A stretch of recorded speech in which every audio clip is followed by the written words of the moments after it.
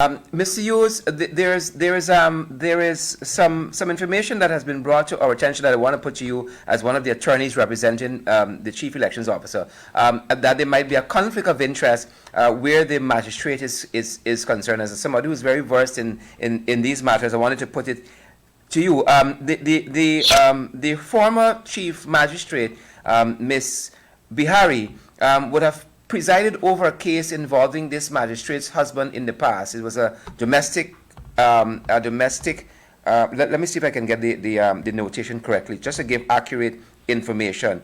It was a domestic violence charge against this magistrate's spouse at that time. Do you think that extends to a conflict of interest? I mean, they are all election. A conflict for whom? A conflict for whom? A conflict for the magistrate in terms of presiding over this matter of an election nature, knowing that there's another matter of the similar nature in higher court. I have to well two things. That might touch and concern the CEO. That is. Yeah, but let me just make this statement. I have noticed in social media and elsewhere there's a very, very unfortunate and undesirable practice of attacking judicial persons dealing with these matters. I am totally against that. I don't believe that judges should be subject to the sort of abuse that I've seen around the place. So let me start off by saying that. So I wouldn't want to even remotely venture anywhere close to having any sort of suggestion about what the magistrate might have had in a previous personal matter.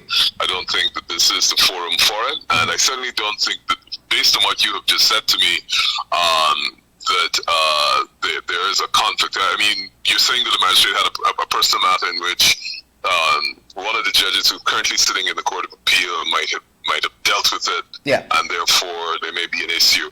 I don't see it, and we cannot continue to attack the institutions that are really fundamental to the rule of law because we may not necessarily be happy or we have apprehensions about persons' views. Because if we start doing that, then it's a very slippery road to a difficult place. So I really would be very reluctant to make any sort of comment on it, other than to say that I do know what the magistrate has had in terms of her personal matters, and I certainly wouldn't be disposed to discuss that on a forum like this. Oh, I only raised it because both magistrates are connected on an issue, and then you have this matter now that touches and concerns the.